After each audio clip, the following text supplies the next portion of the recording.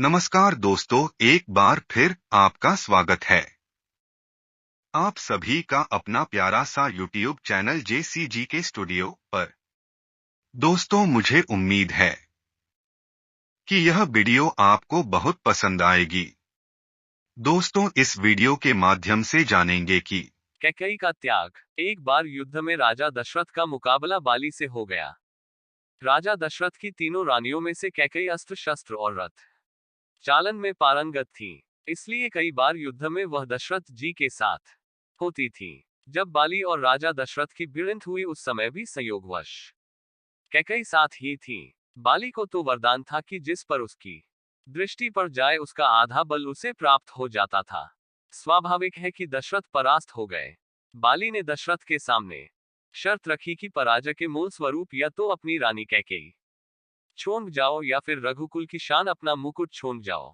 दशरथ जी ने मुकुट बाली के पास रख छोड़ा और कैकेयी को लेकर चले गए। कैकेयी कुशल योद्धा थी। किसी भी वीर योद्धा को यह कैसे सुहाता कि राजा को अपना मुकुट छोड़कर आना पड़े। कैकेयी को बहुत दुख था कि रघुकुल का मुकुट उनके बदले रख छोड़ा गया है। वह राज मुकुट की वापसी की चिंता में रहती थी। जब श्री राम जी के राजतिलक का समय आया तब दशरथ जी व कैकेयी को मुकुट को लेकर चर्चा हुई। यह बात तो केवल यही दोनों जानते थे। कैकेयी ने रघुकुल की आन को वापस लाने के लिए श्री राम के वनवास का कलंक अपने ऊपर ले लिया और श्री राम को वन भिजवाया। उन्होंने श्री राम से कहा भी था कि बाली से मुकुट वापस लेकर आना है। श्री राम जी ने जब बाली को मारकर गिरा दिया, उसके बाद उनका बाली के साथ संवाद होने लगा। प्रभु ने अपना परिचय देकर बाली से अपने कुल के शान मुकुट के बारे में पूछा था। तब बाली ने बताया, रावण को मैंने बंदी बनाया था। जब वह भागा तो साथ में छल से वह मुकुट भी लेकर भाग गया।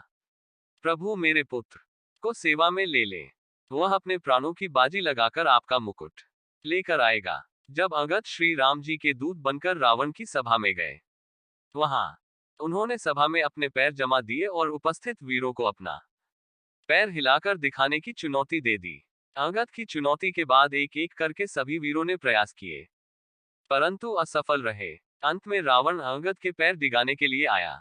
जैसे ही वह अंगद का पैर हिलाने के लिए झुका, उसका मुकुट गिर गया। अंगद वह मुकुट लेकर चले आए।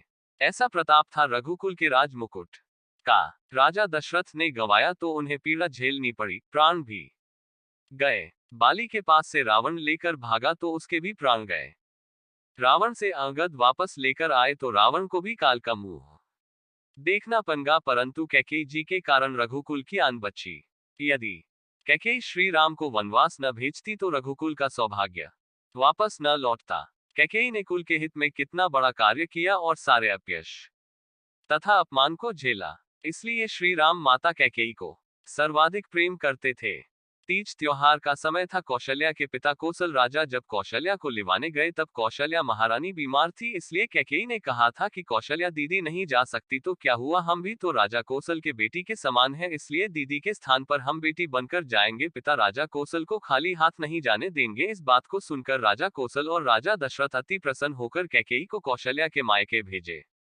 कैकेयी 6 माह तक अपना मायका समझ के खुश होकर रही। इसी बीच कैकेयी ने संपूर्ण दंडकारण्य क्षेत्र का अध्ययन किया और बाली तक पहुंचने का मार्ग और बाधाओं और असुरों की माया जाल को भलीभांति समझा, ताकि अयोध्या की शान मुकुट तक पहुंचने वाली बाधाओं को समझ सके, जिसके परिणाम स्वरूप श्री राम को 14 वर्ष का समय बड़ी चतुरता और साहस के साथ मांगी थी। दोस्तों, अगर हमारी स्टोरीज से जुड़े आपके कुछ सवाल हैं तो वो आप हमें कमेंट में बताएं। हम आप तक सही जानकारी पहुंचाने का प्रयास करेंगे। अगर आपको ये स्टोरी बहुत पसंद आई है तो इसे जरूर शेयर करें। दूसरी मजेदार स्टोरीज के लिए हमारे चैनल JCG के स्टूडियो से जुड़ते रहें।